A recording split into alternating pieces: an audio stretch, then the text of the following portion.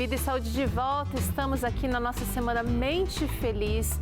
Hoje, segundo dia, estamos falando sobre compulsões, como vencê-las. Dr. César já deu uma aula aqui explicando de maneira muito didática sobre o ciclo da compulsão. Também explica um pouquinho sobre pensamento obsessivo. E, Dr. César, quando a gente começa a entender, a gente começa a perceber que nós temos participação, mas precisamos de ajuda, sim, para vencer a compulsão.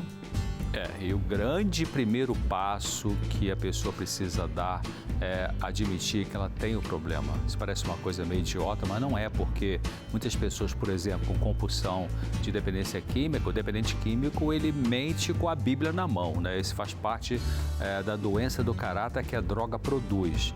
Então, por isso que o alcoolismo, que é um tipo de compulsão, né, para o álcool, de cada 100 pessoas que ingerem bebidas alcoólicas, mais ou menos 14 têm essa compulsão. Então, por isso que para elas a tolerância é zero, né? Não pode nem bombom que tem licor que já dispara a compulsão. Então, essas pessoas têm a tendência de negar, né?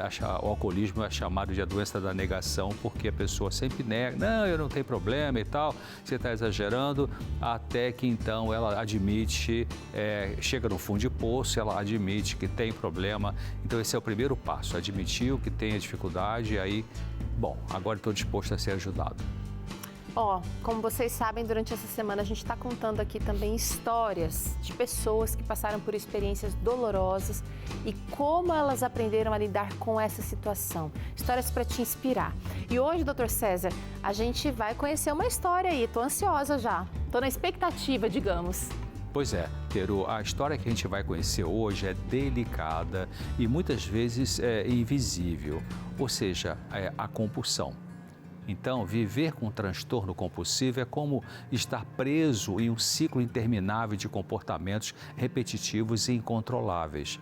Para aqueles que enfrentam esse desafio, cada dia é uma batalha contra impulsos que parecem impossíveis de dominar. Mas o que leva alguém a desenvolver compulsões? E como é possível encontrar uma saída? Bom, eu te convido agora a assistir a primeira parte do documentário Sobreviver, que conta a história da Gabriela. Aviso: a história a seguir contém relatos de transtornos alimentares. Esse conteúdo pode ser um gatilho para algumas pessoas. Se você for sensível a esse tema, recomendamos que não assista o depoimento.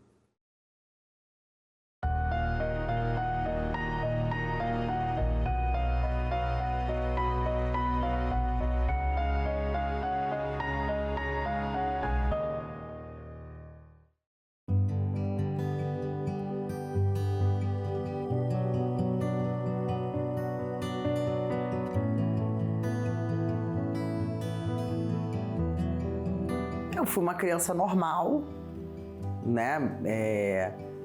Com a minha mãe muito presente na minha vida. Não que meu pai não fosse presente, mas por ele ser da parte laborativa da família, então ele trabalhava full time. E então a conexão que eu tinha maior era minha mãe. E o que eu me recordo assim muito da minha infância era minha mãe indo. Minha mãe era Uber para mim.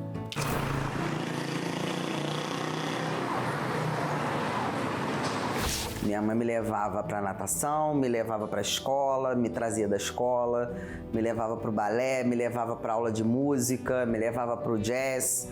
Então tudo isso eu fiz a minha infância inteira. Essa é a recordação que eu tenho muito firme, muito fidelizada na minha cabeça. Brincava na rua, sempre morei em condomínio fechado, então brincava na rua.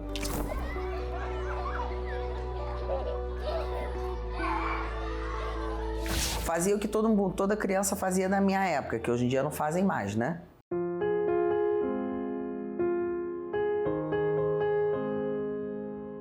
O transtorno alimentar entrou na minha vida mais ou menos por volta dos 14 anos. 14 para 15 anos, mais ou menos. Naquela época eu não entendia muito bem do que se tratava.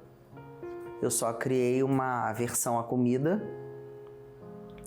E hoje, depois de estudar, eu entendo que teve um estopim, que tudo tem um gatilho.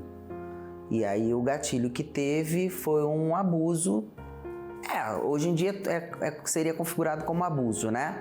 O abuso em si não se concretizou, mas ele se iniciou.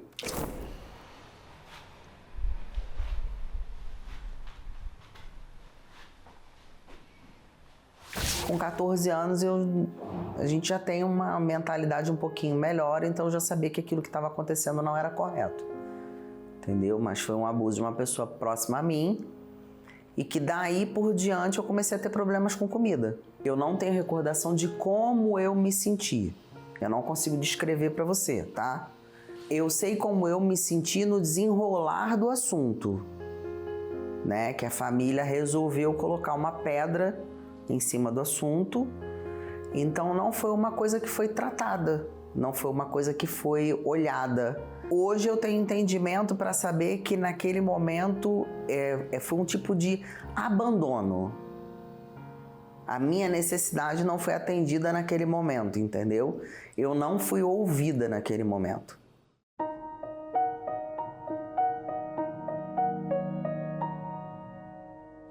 Quando vem essa aversão à comida, a gente começa a ter alimentações hipocalóricas, né? Com baixíssimas calorias e em porções muito pequenas. E uma das coisas que mais chama a atenção, e aí esse é um alerta que eu faço para todo mundo, que até chegaram a conversar comigo sobre, a pessoa geralmente come escondido. A pessoa não consegue comer na frente das pessoas, entendeu?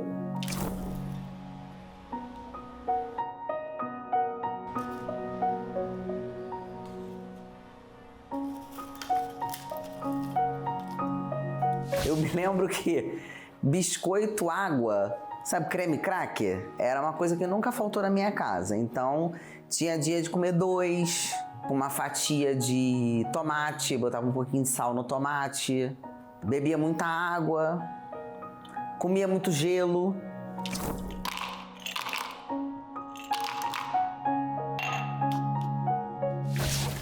Entendeu? Eram essas coisas assim. Tudo bem pouco. Então, aí com 14 anos eu falei para meus pais que eu queria entrar numa academia. Eles ainda tentaram, poxa, mas você só tem 14 anos. Eu falei, não, mas eu fui lá na academia e o dono da academia falou que pode, que eu tenho idade para entrar na academia. E aí, então tudo bem, então você vai entrar na academia. E aí, como a minha mãe trabalhava às vezes, ela não trabalhava sempre, porque minha mãe era freelance de congresso, meu pai é que trabalhava full time. Então eu saía para academia, eu me lembro que eu pegava uma aula de 3 horas da tarde, que era a primeira aula de ginástica localizada. Aí depois eu fazia aula de step, que eu nem sei se hoje em dia existe mais. Eu fazia uma aula de step, aí depois eu subia, ia para musculação. Aí fazia um pouquinho de musculação, não fazia muito, porque na época dizia assim, ó, não pode fazer muita musculação, porque atrapalha o crescimento e tal. Então fazia um pouco de musculação. Aí fazia mais um pouco de cardio. Conclusão, eu só saía da academia 7, 7h30, 8 horas da noite. Eu tenho recordação de 2 desmaios na academia. Eu sou de uma época que a academia não tinha ar-condicionado, né? Hoje em dia tem ar-condicionado. Mas eu sou de uma época que não tinha ar-condicionado na academia. Então acredito que tenha sido uma junção de coisas também, né? Pressão baixa sem a comida, o calor, movimentação, enfim, exercício exaustivo. Eu me tenho recordação de 2 vezes e em casa várias vezes.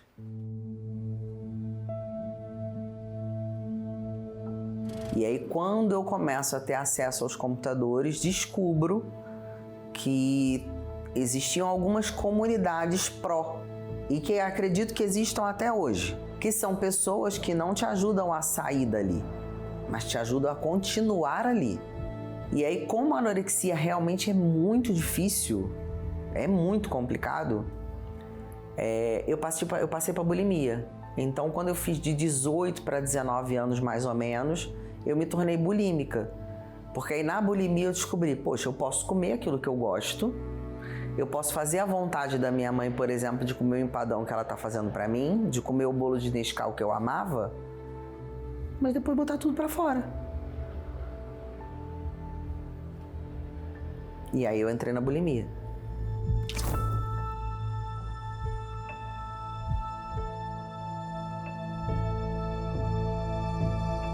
Então, a bulimia, na verdade, ela é um comportamento compulsivo seguido de um movimento, de um comportamento compensatório para você compensar aquilo que você fez de errado, vamos dizer assim, né? Que você se sente fazendo alguma coisa de muito errado. E eu não posso dizer assim, não, você comia muito. Acho que não chegava a ser uma compulsão alimentar, mas era uma coisa assim, eu comia salgado, comia doce. Foi quando eu comecei a esconder comida no armário de roupa.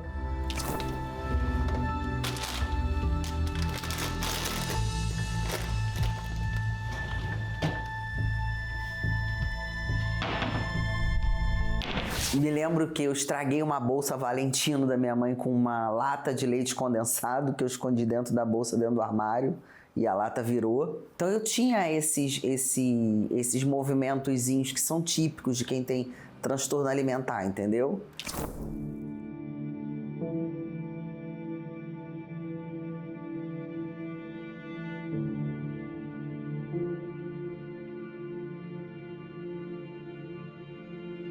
E aí,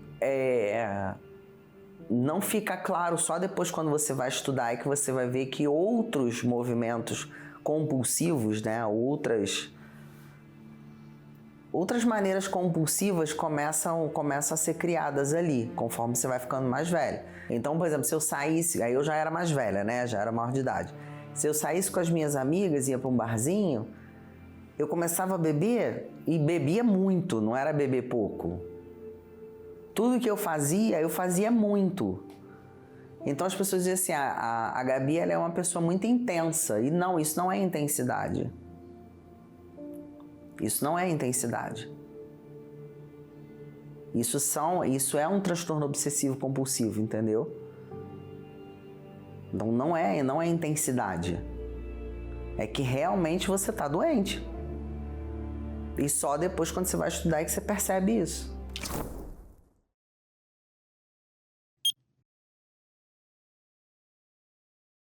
Então, a compulsão por compras, eu me lembro que ela só veio mesmo assim muito forte depois que eu fui trabalhar. Porque aí quando eu tenho esse movimento de ir trabalhar, eu pagava as minhas coisas. Então, não precisava ficar pedindo dinheiro aos meus pais, né? Então, a coisa começou a fugir um pouco de controle, a ponto, eu me lembro que a minha mãe morreu dizendo isso. Gabriela não sabe chegar num lugar e comprar uma única coisa. Se tiver barata, ela vai comprar 2, 3.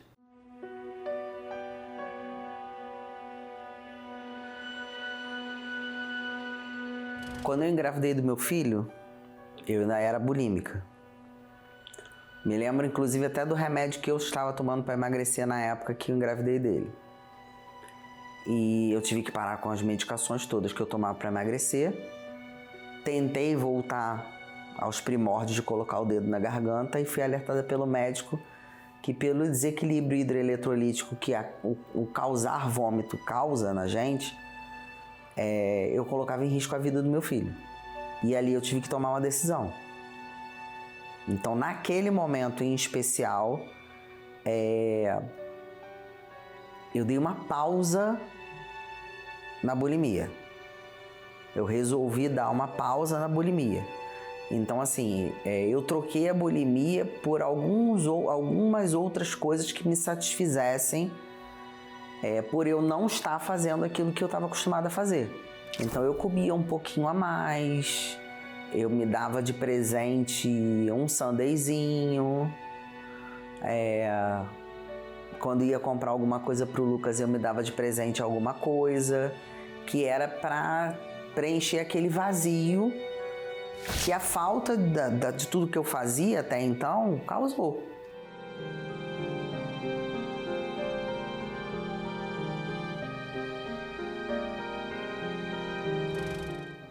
Eu tenho uma recordação muito ruim quando o Lucas nasceu, porque apesar de ser extremamente estudada, ser da área da saúde, ser da área da estética, que eu já estava formada na época, quando ele nasceu, mas eu achava que quando o Lucas nascesse eu ia emagrecer 20 quilos na mesa do parto. Ia sair igual as atrizes, carregando o neném no colo, magérrima, de cinta, e nem a cinta eu consegui colocar. Eu tive o Lucas numa quinta e eu só fui ter leite realmente no peito no domingo, então eu não amamentei ele até domingo. E aí quando eu fui começar a amamentar, porque aí a minha esperança era, vou amamentar e vou emagrecer, porque dizem que a amamentação emagrece. Só que ele não pegou mais. Então, o pouco de leite que ele tomou meu, fui eu tirando com a bomba para dar para ele. Mas amamentar, eu não amamentei mesmo. Aí ali a cabeça que já não estava muito boa, aí eu começava a olhar, via a minha mãe dava mamar para ele, trocava a fralda dele, o pai dele dava mamar a ele, trocava a fralda dele, ajudava a dar banho, a babá fazia a mesma coisa. E aí eu comecei a entrar numa paranoia de qual é a minha diferença para eles. Eu poderia ter morrido no parto, o Lucas não ia sentir a menor falta. Ia ficar numa boa. Porque tudo que eu faço eles fazem também, qual é a minha diferença para eles? A diferença teria se eu estivesse amamentando, mas eu não amamento ele. E aí eu comecei a criar uma distância. Aí foi quando a depressão se instalou mesmo, eu comecei a perdi completamente o gosto na vida. Eu pensava que era melhor acabar com isso tudo. Seria melhor para mim, seria melhor para quem convivesse comigo, seria melhor para todo mundo. Era uma dor que não passava. Era uma dor dentro de mim que não passava. Nada supria. A compra, mas e o que você comprava? Comprava um sapato maravilhoso, ai que lindo. No momento em que eu estava pagando o sapato, eu estava escolhendo o sapato, nossa, eu estava radiante. Chegava em casa com o sapato, olhava o sapato assim, só mais um.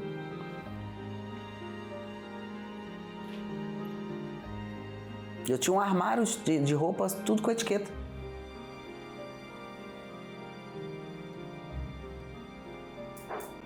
Nada completava o vazio.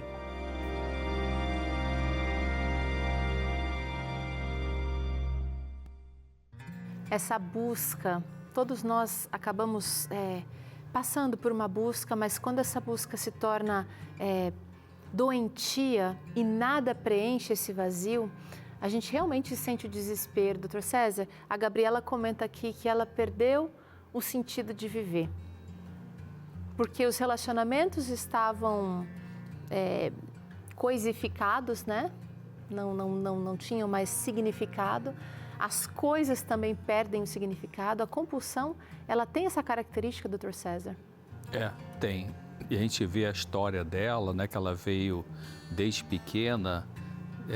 A gente vê alguns relatos ali, como é que ela tinha esse vazio, esse buraco, essa falta, né? Que os pais eram dentro de uma média de normalidade, mas isso é uma coisa também importante para o pessoal entender, para a gente entender de que o que vai causar um sofrimento mental numa pessoa tem a ver com a genética, com a epigenética, com o ambiente da família, mas com uma coisa chamada sensibilidade pessoal.